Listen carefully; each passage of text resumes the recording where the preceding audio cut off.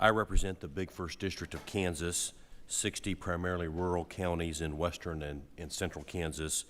The Big First is one of the top swine producing districts in the country, much smaller than Iowa and other states, but we generate more than $640 million in sales, ranked fourth nationally. We have over 1,000 farms raising hogs and pigs each year.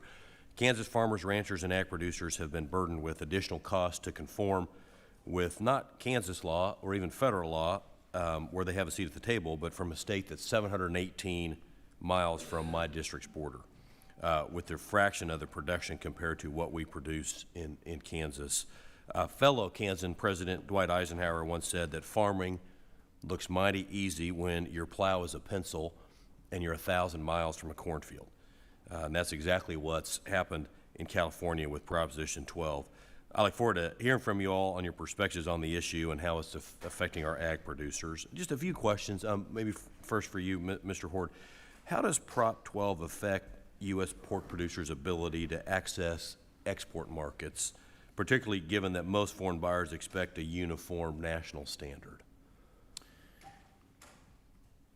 Thank you for that question.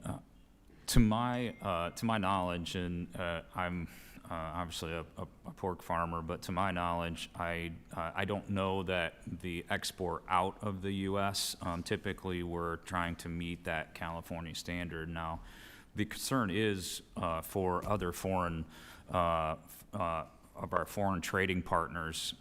They're concerned about the fact that they would have to comply to be able to sell pork or bring pork in to California, which does give some concerns with the USMCA as well as the WTO concerns.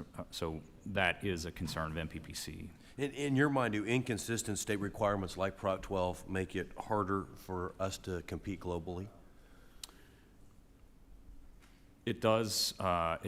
It does make it a challenge. The fact of the matter is, though, that mostly Prop 12 is being supplied from the U.S. market, and so I don't immediately think it's a global trade issue. Although MPPC supports global trade and is advocating on that on behalf of pork producers. Thank you, Ms. Cook. Do you find that there's any evidence of significant premiums at the store for Prop 12 compliant pork products, such that they would outweigh the increase in production costs that you've seen per producer? In other words, what is the market saying as far as the demand for products that are Prop 12 compliant, California or otherwise? Well, in California, it's the only option for covered products. So they're paying a lot more than they were before Prop 12, and they're also paying more than other U.S. consumers in other states for the same product. So we've seen that in the data.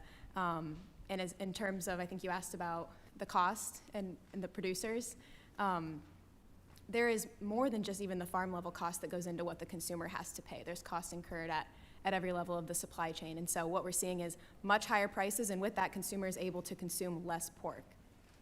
Are you seeing other states provide a premium or market, pork that is Prop 12 compliant, or what are other states doing outside of California?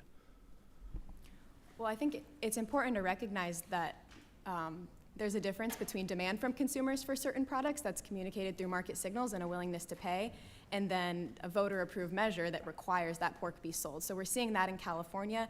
There are other markets for certain products that are, occurring based on consumer demand, but not in the same restrictive and requirement way that we see with Proposition 12.